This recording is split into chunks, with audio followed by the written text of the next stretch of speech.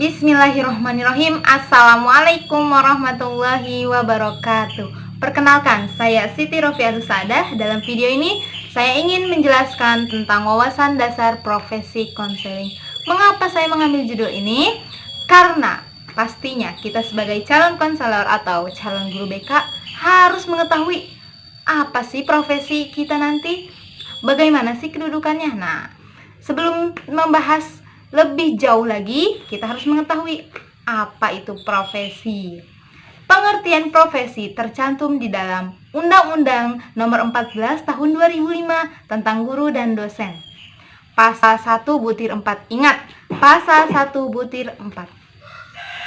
Profesi adalah pekerjaan atau kegiatan yang dilakukan oleh seseorang yang menjadi sumber penghasilan kehidupan, serta memerlukan keahlian, kemahiran atau kecakapan yang memenuhi standar mutu atau norma tertentu, serta memerlukan pendidikan profesi. Profesi memiliki unsur-unsur. Nah, profesi ini harus memenuhi unsur-unsur ini. Unsurnya ada 5. Yang pertama, kegiatan atau pekerjaan. Jadi, profesi ini merupakan sebuah pekerjaan atau kegiatan yang dilakukan. Yang kedua, pendapatan atau penghasilan untuk kehidupan. Nah, profesi ini menghasilkan pendapatan untuk memenuhi kehidupan. Yang ketiga, keahlian, keterampilan atau kemahiran. Nah, profesi ini harus dilakukan dengan keahlian, keterampilan dan kemahiran.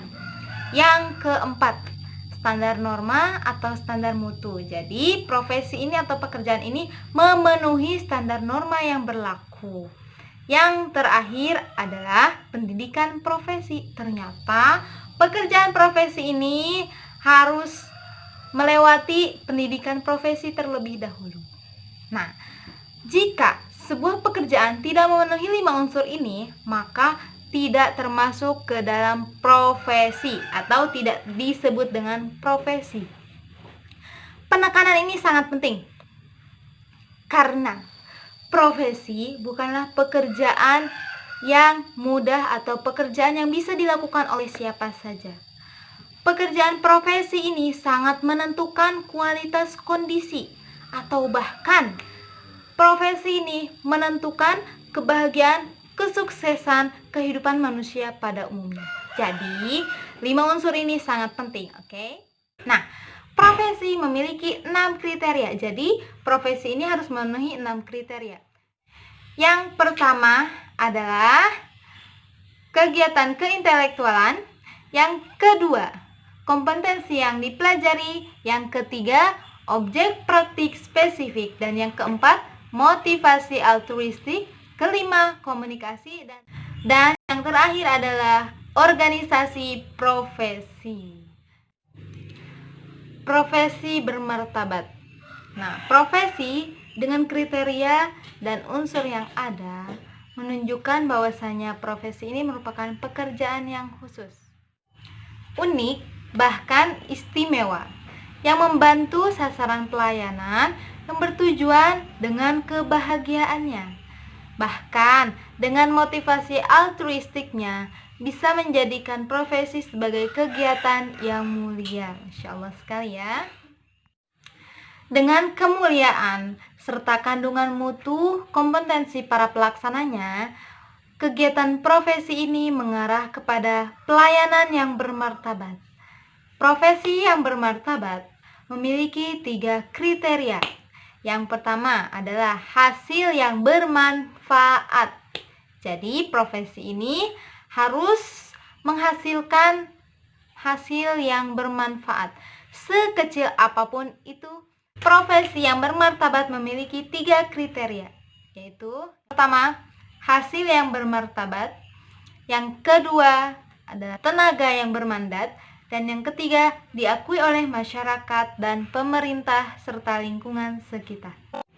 Nah, kita menemukan banyak sekali pekerjaan yang bahkan tidak menghasilkan hal-hal yang manfaat. Bahkan menjadikan hasil tersebut sebagai kemadorotan atau kemubaziran. Nah, kegiatan profesi ini haruslah menghasilkan manfaat walaupun itu sekecil apapun. Bahkan hasilnya ini bermuara kepada kebahagiaan manusia. Maka profesi ini haruslah memiliki hasil yang bermanfaat. Contoh hasil yang dapat dibawa pulang oleh sasaran pelayanan di dalam profesi adalah petugas profesinya adalah seorang dokter. Tugas atau kinerjanya adalah memelihara dan memeriksa kesehatan fisik, menyembuhkan penyakit fisik. Maka hasil yang dibawa pulang oleh sasaran pelayanannya adalah resep yang telah dihasilkan dari analisis si dokter ini. Contoh yang kedua adalah petugas profesinya seorang apoteker. Petugas profesinya apoteker. Nah, tugasnya membuat ramuan obat untuk penyakit fisik tertentu. Maka hasilnya adalah racikan obat untuk penyakit tertentu. Contoh yang lainnya adalah psikiater. Petugas profesinya adalah psikiater. Tugasnya adalah memelihara dan menyembuhkan penyakit psikis tertentu. Maka hasilnya adalah resep obat untuk penyakit psikis tertentu. Kriteria yang kedua adalah tenaga bermandat. Dengan tuntutan pekerjaan profesi adalah kemanfaatan bagi kehidupan, maka hal tersebut tidak bisa dilakukan oleh sembarang orang, namun harus dilakukan oleh tenaga yang bermandat. Untuk menjadi tenaga yang bermandat, haruslah menempuh banyak proses serta menempuh jangka waktu yang tidak mudah. Maka dari itu, petugas profesi yang bermandat dibuktikan dengan ijazah lulusan program studi yang dilaksanakan dan resmi dijadikan dalam perguruan tinggi yang terakreditasi. Lebih jauh, ijazah ini telah ditempuh oleh mahasiswa dengan program pendidikan yang searah dengan profesinya tersebut serta telah menamatkan perguruan tinggi dari tingkat pertama hingga tingkat lanjut sesuai dengan atau sejurusan dengan profesinya. Nah, kriteria yang terakhir, yakni kriteria yang ketiga adalah diakui masyarakat dan pemerintah. Seperti halnya profesi yang dicontohkan tadi, yakni seorang dokter, apoteker, psikiater, merupakan profesi legal yang diakui masyarakat serta diakui pemerintah. Begitupun di dalam perguruan tinggi. Nah, profesi tersebut merupakan profesi yang diakui, yang telah diakui, seperti halnya dengan hasilnya yang bermanfaat di dalam kehidupan bermasyarakat. Maka hal tersebut menjadi rujukan bahwasanya pekerjaan profesi ini haruslah menghasilkan hasil yang bermanfaat agar menjadikannya diakui oleh masyarakat serta telah diresmikan oleh pemerintah. Nah, pengakuan ini merupakan pengakuan yang sehat. Jadi tidak serta-merta pengakuan yang bisa dilakukan begitu saja. Namun, pengakuan ini mengacu kepada kemanfaatan.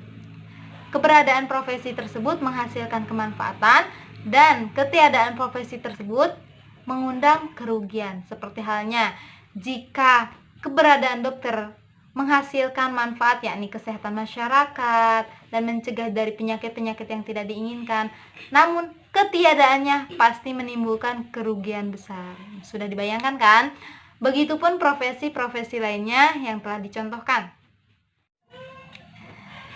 Baiklah, sampai di sini sudah mengerti kan apa itu profesi?